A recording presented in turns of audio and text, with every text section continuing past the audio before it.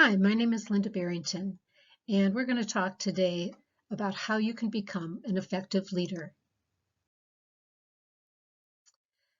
Sometimes students don't even think about themselves as leaders, as editors. They're so used to being students, they don't put themselves into that role. So today, I don't want you to even think about how you can't do something, but be very positive about the possibility that you can do it. What do you know about being a leader?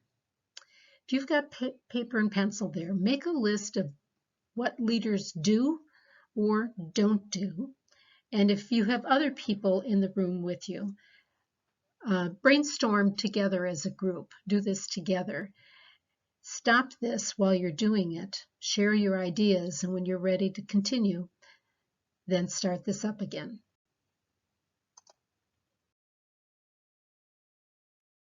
So a good leader wants people who know what they're supposed to be doing and why.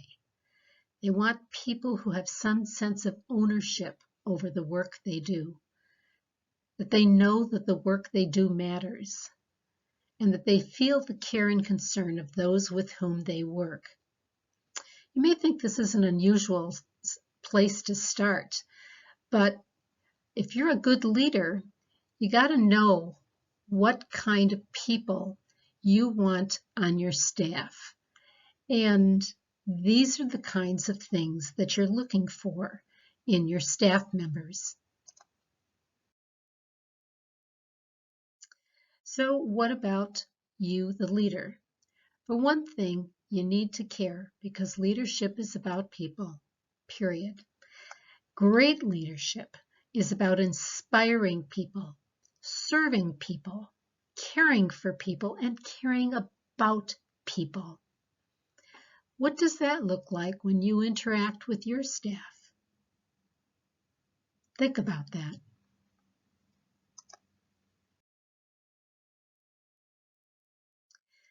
Another characteristic that's very important is being able to communicate. This involves listening and genuinely respecting others' opinions. Anytime you work with a group, though, you should expect disagreement. Teamwork isn't just going along with things, but it is about hearing all the different views. It's about admitting mistakes and about sharing success.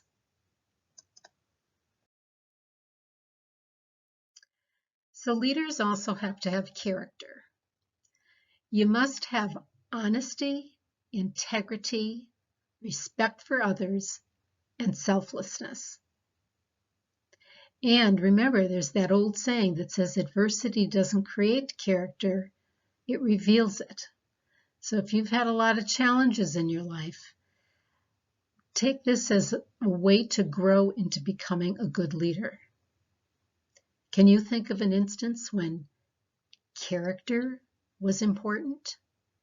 Pause this while you think about it and discuss it if you have others there with you.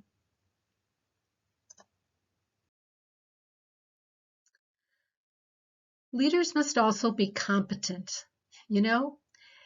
Effective leaders have to know their stuff. And if you're going to be an editor, you need to learn a lot before you get to that point. Under promise what you'll do and over prepare. You never can be ready enough.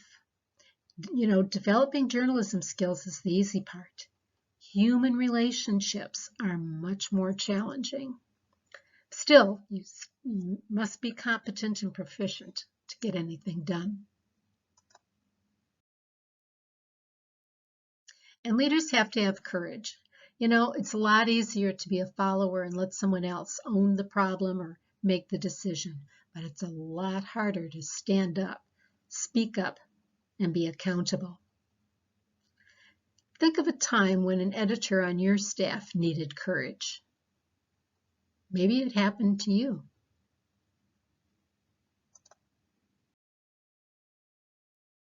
Here are some tips for good leaders. Tip number 1, lead by example. These three simple words are the key to being a successful leader because everybody's going to look to you to gauge how they should act. You're fooling around in class, they're going to fool around in class. You're late getting your assignments done, they're going to be late getting their assignments done. So do your own work promptly and always hold yourself to a higher standard than your staffers. Think about what happens when you set a bad example. You don't want to do that.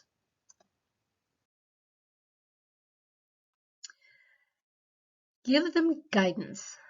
Be a vocal leader who puts each person on a mission each day. So you got to talk about this with the person. Tell them what they're supposed to be doing. And think big. Pretend a calendar for each day of the month or for this particular publication cycle so everyone knows where we're headed, what the deadlines are, where they need to be. Be prepared every day to give the staff something that they need to be doing. Don't just tell them, get to work. Be specific. And everybody might not be doing the same thing. So give them some guidance. Let them know what they should be working on. Here's an important tip. Speak to everyone each day. Circulate around the room. Interact with people. It helps you keep tabs on what's going on. You can stop and help people as you go along. Just 5 minutes of your time can do wonders. Remember, your role is to help them take care of their jobs. And that means you got to communicate with them. Most people aren't mind readers. Talk to them. Here's a challenge over on the right side of the slide. How can you be a good communicator if your publication isn't a class? Think about what you need to do. Pause this and discuss this with the other people who are watching this with you.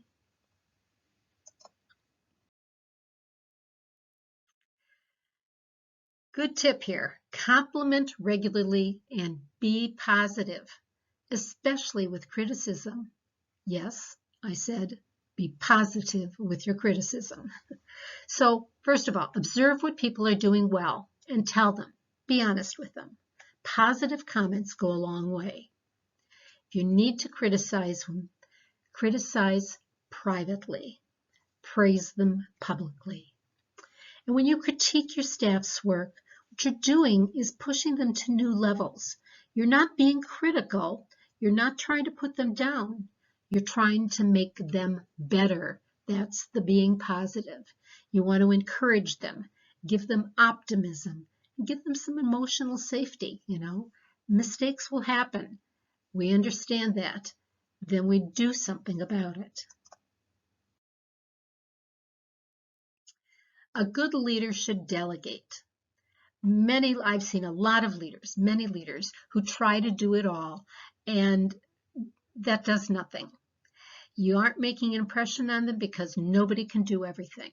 So what you want to do is surround yourself with the best people on campus. Then you can let them share the responsibilities. Doing that will give them a sense of ownership and an opportunity to stretch their own skills. Tip number 6, be the best you can be. Any job worth doing is worth doing well, so don't settle for just getting the job done. And keep your sense of humor, please. There'll be plenty of times of stress. So finding a way to smile or laugh will make you a better leader.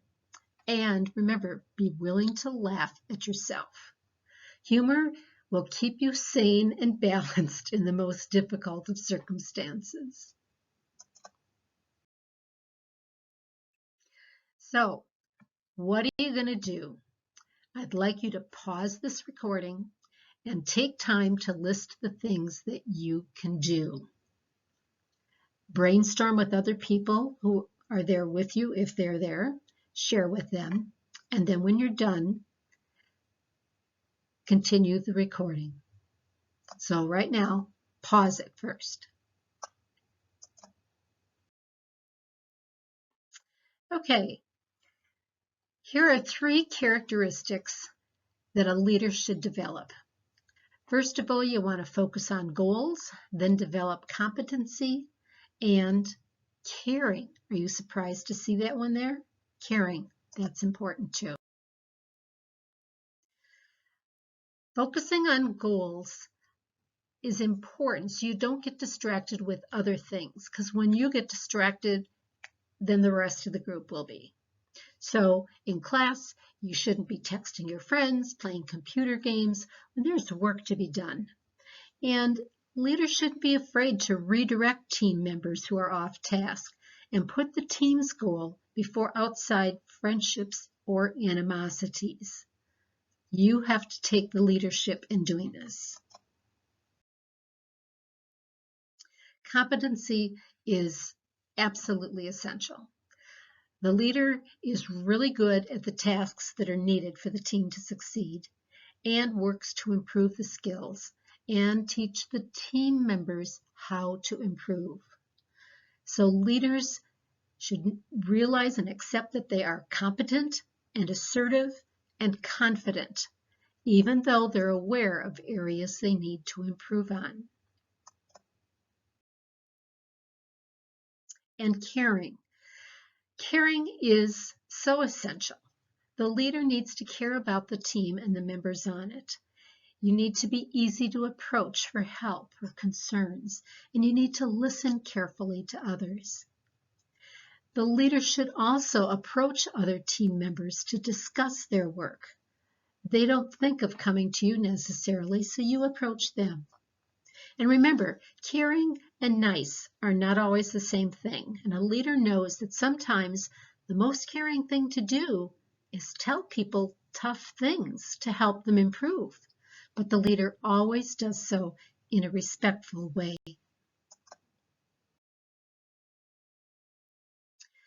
Being goal-oriented, competent, and caring. If you work on these, the members of your staff will take you more seriously and want to work with you. If you want to improve as a leader, you need to focus on status instead of power and find a way to be the one that people want to go to for help. So, you're not an editor? You don't need a certain job title to be a leader. So start acting like a leader, and the rest will follow.